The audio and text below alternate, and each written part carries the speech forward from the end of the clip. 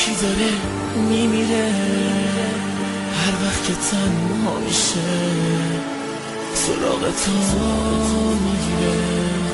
این خیالت هم نیست، این دل با پس و پرنده بی پر و تنهایی قفس.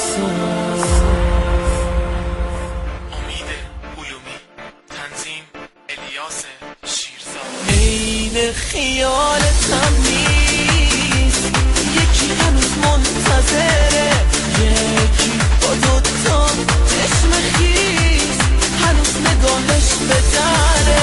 این خیالت هم نیست، اگه یه روز نباشم، اگه برم بمیرم، یا که ازت جداشم.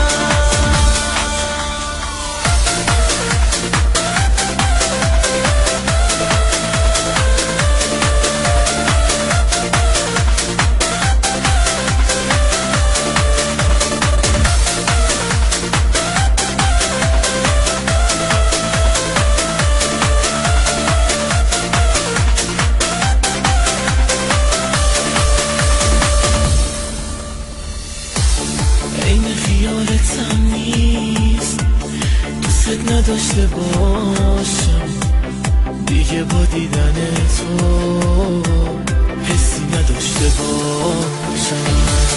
این خیالت هم نیست، بدون تو بمیرم دیگه، واسه که همیشه سراغ تو نگیرم. این خیالت هم نیست، یکی هنوز منتظره، یکی با دوتا چشم خیس هنوز نگاهش به دره.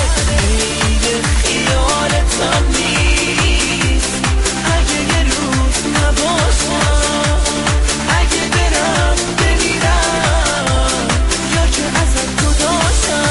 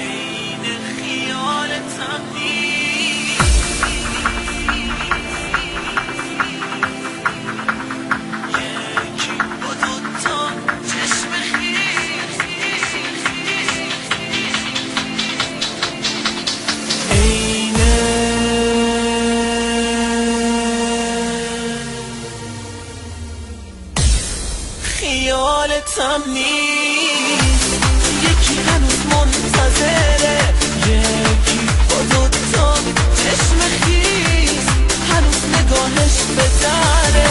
این خیالت هم نیست.